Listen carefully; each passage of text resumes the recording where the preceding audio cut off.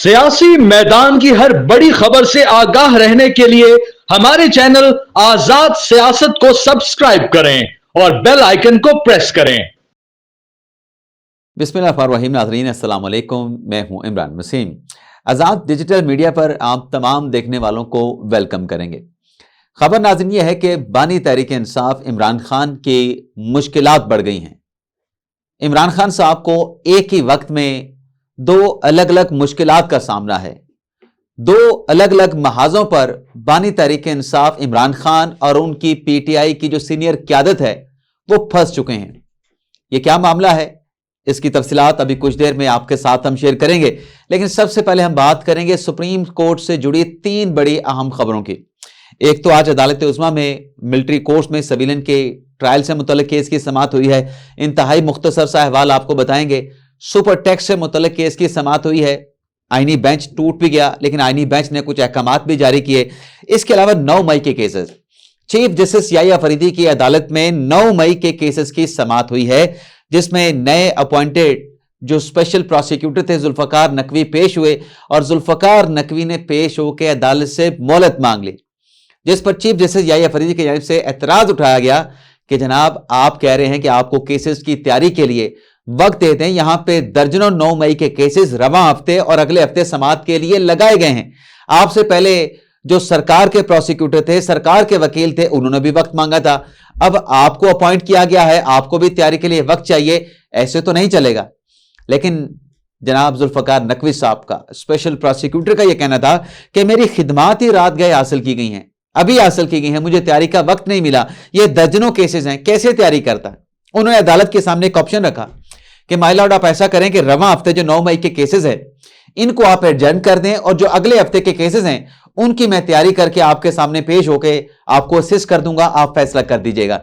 लेकिन chief justice Yahya Faridi साहब ने 9 मई के तमाम केसेस जो चाहे रवां हफ्ते सुप्रीम कोर्ट के समाअत के लिए फिक्स थे, चाहे अगले हफ्ते समाअत के लिए फिक्स थे, तमाम केसेस को ईद के बाद तक, ईद उल फितर के बाद तक मुलतवी कर दिया। लेकिन साथ में फैसला यह दिया, डायरेक्शन ये जारी की जुल्फकार नकवी साहब को कि अपनी तैयारी भी कर लें।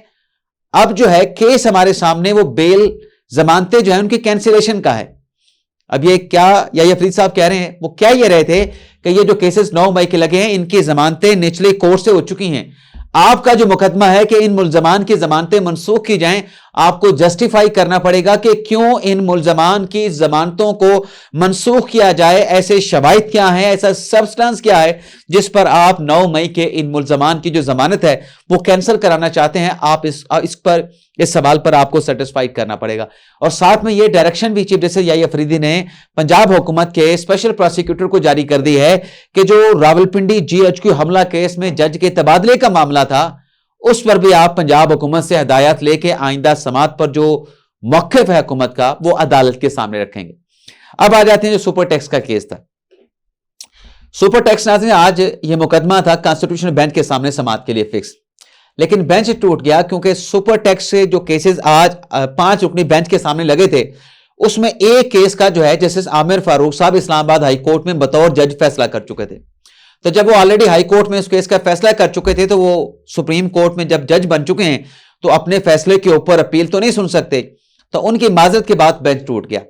लेकिन बेंच टूटने के साथ ही आमिर फारूक साहब ने कहा कि हम कल तक यानी मंगल तक नया बेंच बना देंगे, कल तक इस केस की समाअत को मुलतवी करें। लेकिन यह केस बड़ा अहम है, इस केस को रोजाना की बुनियाद पर चलाएंगे। 9:30 बजे तमाम मुकला तैयारी कर लें, जिसका वकील नहीं है वो वकील की खिदमात हासिल कर ले। और जो वीडियो लिंक के जरिए आज पेश हो रहे हैं, अमीनुद्दीन खान साहब ने कहा कि वो इस्लामाबाद में आए और इस्लामाबाद की प्रिंसिपल सीट पर जाती हैसियत में अदालत के अंदर फिजिकली मौजूद हों। तो ये डायरेक्शन अदालत ने जारी करके सुपर टैक्स केस में कल तक केस को मुलतवी कर दिया। जहां तक मिलिट्री कोर्ट्स के केस की समाअत की बात है तो आज हामिद खान साहब ने अपने दलाइल मुकम्मल कर लिए। आज भी हामिद खान साहब अदालत के सामने यही आर्गू करते रहे कि ये जो एग्जेक्टिव है, एग्जेक्टिव अदलिया से अलग है। जो मिलिट्री कोर्ट है उसका रोल एक एग्जेक्टिव वाला है, उसको जुडिशियल अख्तियारात नहीं दिए जा सकते। मिलिट्री कोर्ट्स को अदलिया नहीं माना जा सकता, जिस पर जस्टिस मोहम्मद अली मदर साहब ने उनसे बार बार यह इस्तफसार किया कि आप 5 रुकनी बेंच के फैसले का दिफा कर रहे हैं। जो आप दलाइल दे रहे हैं वो दलाइल 5 रुकनी बेंच के तहरीरी फैसले से गैर मुतलका है, क्योंकि 5 रुकनी बेंच ने अपने फैसले में आर्टिकल 175 का जिक्र करते हुए यह डिक्लेयर नहीं किया कि जो मिलिट्री कोर्ट्स हैं वो जुडिशरी है। जब 5 रुकनी बेंच ने उसको जुडिशरी डिक्लेयर नहीं किया, तो आप अगर इस बात पे इंफसाइज करेंगे कि आर्टिकल 175 के तहत मिलिट्री कोर्ट्स को अदलिया से अलग होना चाहिए, मिलिट्री कोर्ट जो है वो अदलिया के पैरेलल अलग एक कोर्ट का सिस्टम है, तो आपको फिर एडमिट करना पड़ेगा कि मिलिट्री कोर्ट जो है वो अदालत है। और अगर आप इसको एडमिट करेंगे तो उसके नताइज कुछ और होंगे। तो मोहम्मद अली मदर साहब के इन सवालात पे कोई इत्मीनान बख्श जो है हामिद खान साहब जवाब नहीं दे सके। लेकिन आज डेवलपमेंट ये हुई है कि हामिद खान साहब के दलाइल मुकम्मल हो चुके हैं, और हामिद खान साहब के दलाइल मुकम्मल होने के बाद अब वजारत दिफा के वकील ख्वाजा हारिस साहब जवाबुल जवाब में कल अपने दलाइल का आगाज करेंगे। और आज ही ख्वाजा हारिस साहब ने इस बात का अदालत में इंकिशाफ कर दिया है, अदालत को बता दिया है कि वो जो पॉइंट्स अब तक फैसले के दिफा में वकला की जानिब से उठाए गए हैं उसमें वो कुछ नए ग्राउंड्स लेके आए हैं, नए पॉइंट्स लेके आए हैं, तो मुझे जवाबुल जवाब में वक्त देने के, अपना दलाइल देने के लिए 1 हफ्ता लगेगा। तो ये अगले ये जो पूरा हफ्ता है ये लगता है कि ख्वाजा हारिस साहब के जवाबुल जवाब में गुजर जाएगा। तो ये तो नाज़रीन कोर्स की खबर हो गई। अब आ जाते हैं जो बानी तहरीक इंसाफ इमरान खान साहब की मुश्किलात बड़ी हैं। बानी तहरीक इंसाफ इमरान खान साहब को कौन सी 2 मुश्किलात दरपेश है। एक तो नाज़रीन सबसे बड़ी मुश्किल बानी तहरीक इंसाफ साहब की जो है वो अडयाला जेल से बाहर आना है, यानी अडयाला जेल से रिहाई कैसे हासिल हो। तो उसके लिए इमरान खान साहब मुख्तलिफ प्लान जो है अपने पार्टी के लोगों को तफवीज़ करते रहते हैं, उनको देते रहते हैं। अब जो नया प्लान इमरान खान साहब ने अपनी पार्टी को दिया है वो प्लान यह है कि आप ग्रैंड अलायंस बनाएं। हमने ना हुकूमत के साथ बात करनी है, ना अपोजिशन के साथ, अपना एस्टेब्लिशमेंट के साथ बात करनी है। और यह भी खान साहब का वक्ती एक फैसला है कि एस्टेब्लिशमेंट के साथ बातचीत नहीं करनी। आज अगर वहां से कोई ग्रीन सिग्नल मिल जाए तो खान साहब और खान साहब की जो पार्टी है वो दौड़े दौड़े एस्टेब्लिशमेंट के दरवाजे पे, दहलीज पे जाके खड़ी हो जाएगी। आप देखें ना, पिछले दिनों जब मुलाकात हुई गंडापुर की और बैरिस्टर गौहर अली खान की पेशावर में आर्मी चीफ के साथ, उस मुलाकात के बाद इमरान खान साहब जो है अडयाला जेल में कितने लहक रहे थे, कितने चहक रहे थे, उनके चेहरे पे कितनी मुस्कुराहट थी। तो खान साहब का यह कहना कि उनके साथ में मुज़ाकरात नहीं करने, ये सिर्फ मीडिया की कंजम्पशन की हद तक तो ठीक है, बल्ले बल्ले कराने की हद तक तो ठीक है। आज वहां से कोई ग्रीन सिग्नल आए तो खान साहब दौड़े दौड़े जाएंगे। 2014 के धरने में भी ऐसा हुआ था, लेकिन बात किसी और तरफ चलेगी। अब उस रिहाई के लिए खान साहब ने ग्रैंड अलायंस बनाने का जो टास्क है वो अपनी पार्टी को सौंप दिया है। उसके लिए राजी करना है मौलाना फजल रहमान साहब को। लेकिन मौलाना फजल रहमान साहब को राजी करने की जो भी प्लान था, जो भी खान साहब का पैगाम था, उस पर जो फ्यूल ऐड किया है वो अली अमीन गंडापुर साहब की स्पीच ने ऐड कर दिया है। जो अली अमीन गंडापुर साहब ने बानी तहरीक इंसाफ इमरान खान साहब के अहकामात के बावजूद, अहकामात को नजरअंदाज करते हुए, इमरान खान साहब के पैगाम को नजरअंदाज करते हुए मौलाना फजल रहमान और मौलाना फजल रहमान साहब की पार्टी को एक मरतबा फिर टारगेट किया और बिलो द बेल्ट जाके टारगेट किया कि मौलाना साहब ऐसे हैं, उनकी पार्टी ऐसी है, ये है, फलां है।